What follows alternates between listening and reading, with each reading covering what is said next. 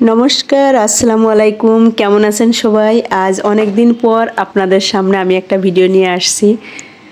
আসলে আমি এই কয়দিন এতটাই অসুস্থ ছিলাম যে আমার কোনো ভিডিও আমি আপনাদের সামনে আপলোড দিতে পারিনি। তারপরেও শত বাধা বিপত্তি অতিক্রম করে আজকে একটা কোনো মতো একটা ভিডিও দিচ্ছি। আর যেহেতু মেয়েকে স্কুলে নিয়ে গিয়েছিলাম, আসার পথে এত সুন্দর মাছ দেখলাম যে লোভ সামলাতে পারলাম না। পরে মাছগুলো এনেই ফেললাম। এবার নিজের হাতেই কেটে কুটে ধুয়ে রান্না করার আয়োজন চলছে। আসলে আমি অনেক অসুস্থ ছিলাম, আমি নিউমোনিয়া আক্রান্ত ছিলাম। এই কারণে কোনো ভিডিওই আমি দিতে পারিনি। আর দেখুন, আসার সময় দেশি পালং শাকও কিনেছিলাম। আর এই পালং শাক যে এই দেশি পালং শাকগুলো কিন্তু খেতে অনেক মজা হয়। এটা আমি একাটি নিয়েছিলাম এই কারণেই যে এই পালং শাকের সাথে অন্য কোনো কিছু মিশিয়ে আমি এটা পুঁটি মাছ দিয়ে ঝোল করব। তা খুব ভালোভাবে পালং শাকগুলো বেছে নিয়েছি এবং এটা এখন ধুয়ে নিচ্ছি। আসলে পালং শাকে কিন্তু প্রচুর পরিমাণে আয়রন থাকে। আর এদিকে পুঁটি মাছগুলো ধুয়ে খুব সুন্দরভাবে ধুয়ে আমি এটা লবণ এবং হলুদ মাখিয়ে নিচ্ছি এটা ভাজি করার জন্য। আর আমাদের ওখানে কিন্তু এই বড় বড় পুঁটিকে কিন্তু জামাই ভাজা পুঁটি বলা হয়। আর এখন এই পুঁটি মাছগুলো আমি সুন্দর করে ভেজে নিব একদম লাল করে। হয়তো অনেকেই ভাবছেন কেন আজ আমার রান্নাঘরটা এমন অগোছালো। আসলে আমি এই আমার অসুস্থতার কারণে কোনো কাজই তেমন করতে পারি না। আর আমার হাজব্যান্ড অফিস থেকে এসে এত তাড়াতাড়ি কিছুই গোছাতে পারেনি। আর এই কড়াইতে আমি মাছ ভাজছি এই কারণেই যে এখানে খুব ভালোভাবে মাছগুলো ভাজা হয়, ফ্রাই প্যানের থেকেও খুব সুন্দরভাবে এই মাছগুলো আমি ভাজতে পারি। আর এটা কিন্তু আমার বিয়ের সময় মা আমাকে এই কড়াইটা দিয়েছিল। আর আমি মাছগুলো ভেজে খুব সুন্দরভাবে তুলে নিয়ে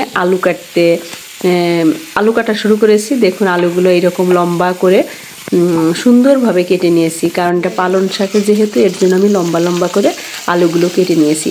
আর এইদিকে আমার মাছগুলো খুব সুন্দরভাবে ভাজা হয়ে গেছে, দেখুন খুব সুন্দর একদম লাল লাল করে।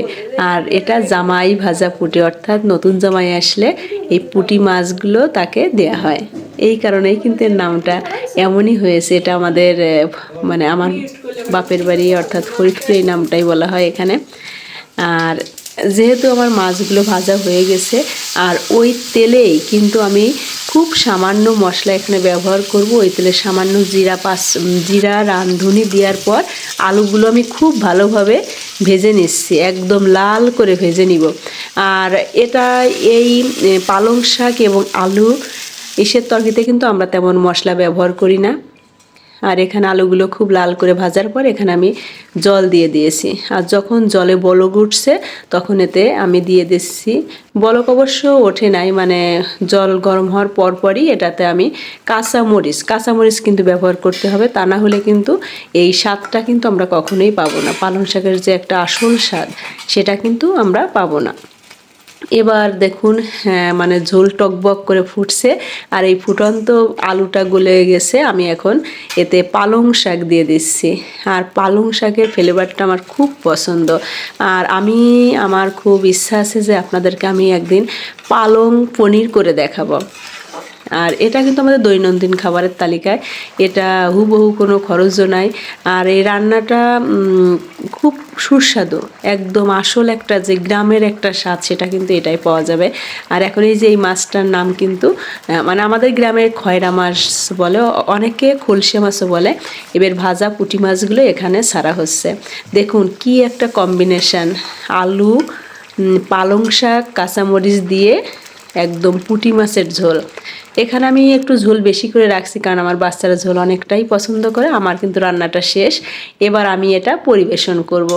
দেখুন কতটা সুন্দর, একদম সবুজ। এখানে কিন্তু কোনো প্রকারের কোনো মশলা ব্যবহার করা হয়নি, সামান্য জিরা রাঁধুনি দিয়েছিলাম।